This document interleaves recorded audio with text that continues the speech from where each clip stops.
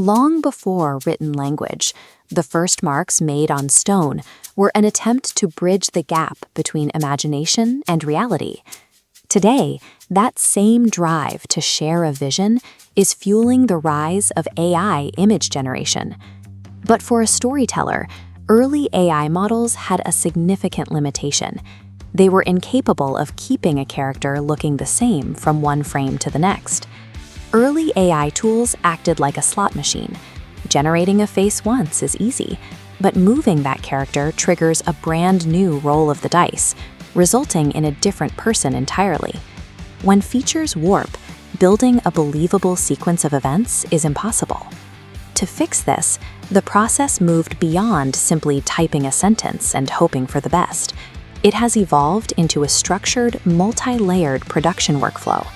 Controlling modern AI means stepping away from the prompter role and acting as a director, managing separate mechanical layers to maintain a single, unified vision. This cinematic still features a distinct protagonist in a sci-fi setting. We will use this character to deconstruct how the layers of consistency actually function.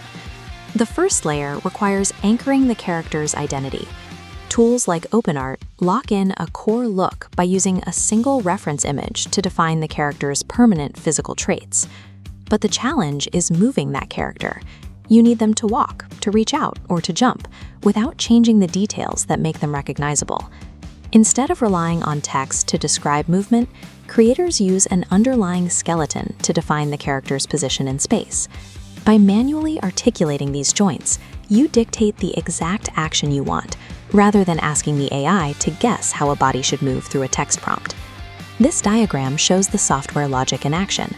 The AI maps the character's fixed identity, like the cut of their jacket, directly onto these physical coordinates.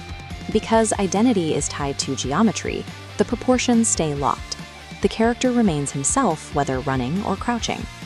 Movement consistency is a result of controlling structural geometry, not endlessly refining your vocabulary.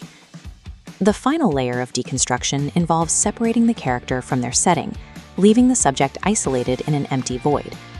If a background is too complex, it can bleed into the character. The environment's colors or lighting often unintentionally alter the character's clothing and skin during generation. Modern workflows avoid this by rendering the character and environment as two entirely independent visual assets. This diagram illustrates the compositing process. You can take your post character and place them into any scene, similar to the way traditional animation cells are stacked.